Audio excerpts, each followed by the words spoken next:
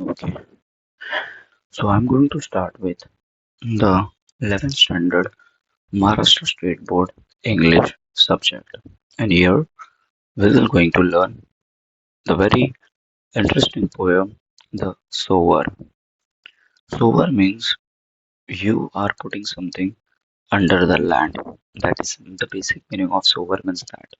So let's see in this poem who had written this poem. There are two poets. Can we see it here? The one is the Victor Hugo, and another one is the Turulata, which means Victor Hugo is written this poem in in France language, and Turulata, she is a Bengali poet. She's translated that language into English. Okay, so that's why there are two poets are there. This poem is written by Victor Hugo. So Victor Hugo is a poet, novelist, and dramatist of the 19th century. Was the most important French romantic writer. So Victor Hugo is a poet. He is a poet is a person who writes the poem. He's a novelist who writes the story. He's a dramatist also who actually do a drama. And at his time, he was a very French romantic writers. He was one of the important romantic writers, though regarded in France as one of the country's greatest poet. So France is the one of the popular popularly for greatest poet, and he is better known for novels as Notre Dame de Paris and Les Miserables. So he's mostly famous for these two novels. The one is Miserables, which was published in 1862, and one is Notre Dame de Paris, 1831. So Victor Hugo is a person. He's a French poet. He's famous in France. Turulata Turulata Dutt is a Bengali poet and also known as the Toru. She is a Bengali poet. We can see the picture also, and she wrote poet in English and in French language, and she was born on 4th March 1856 in Kolkata.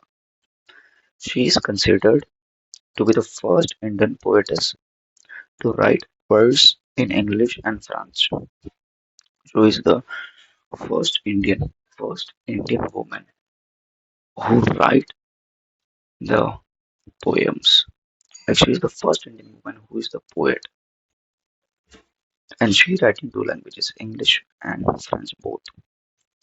She translated many poems, dozens of poems, and completed a novel before her death at the age of 21. So she had written many poems, many before her death, at the age of 21. Her poems such as Sita, Lotus, and her Casuarina tree are well loved. So people loved her poem. Sita, Lotus, are are Casuarina tree. Our people liked her poem. The Sower is a translation of Victor Hugo poems. So this poem, what we are going to read, it is translated of Victor Hugo poem. Cesar thus Similes Les Sower is translated by Turulata from French to English. The Sower is a poem about a farmer who is sowing seeds. So this poem is all about a farmer, and that farmer is sowing seeds under the land, and he has seen many bad harvests in his life. However, he is so optimistic of having a good harvest every time he tosses grain. So this poem is all about there is a character and he's a farmer, and farmer is sowing the seed, and this farmer faces the bad harvest. This farmer is faced the bad harvest. Okay, bad harvest.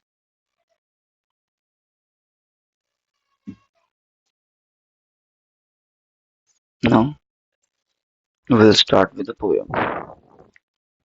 The sower. Sower, sitting in a porch pool, A man, a poet. Poet is a setting, which means Victor Hugo is sitting in a porchway. Cool. Porchway is nothing but we can say a balcony. He is sitting in a porchway. Cool. He's sitting in a balcony, and the poet is saying, "I see sunlight is dying fast," which means it is going to be evening. The sunlight is dying fast. Twilight has turned on to the rule, which means twilight is on to the rule, which means twilight is a nothing but we can say a sunset or a sunrise time. So poet is sitting in a balcony and he's looking outside. That sunlight is gone and twilight is come. Twilight is just going to become and on to rule. Working hours have well nigh passed. Working hours is almost over, which means working hour is almost over because day is gone. Now night is going to become working hour is past. Shadow runs across the land. Shadow which is fallen of the farmer is actually fall across the land. But a sower lingers still.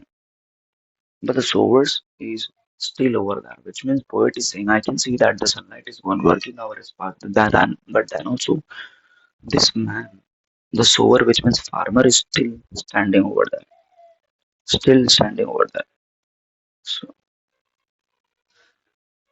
old in rags, he patiently stands. So he is standing in a very rag clothes. Patiently he is standing.